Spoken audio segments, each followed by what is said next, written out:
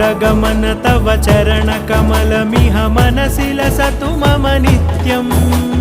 गरुडगमन तव चरणकमलमिह मनसि लसतु मम नित्यम् मनसि लसतु मम नित्यं मम तापमपाकुरुदेव मम पापमपाकुरुदेव मम तापमपाकुरुदेव मम पापमपाकुरुदेव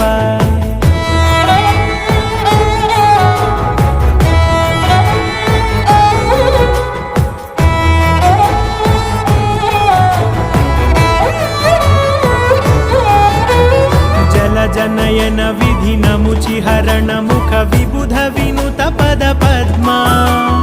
जल जनयन विधि नमुचिहरण मुख विबुध विनुत पद पद्मा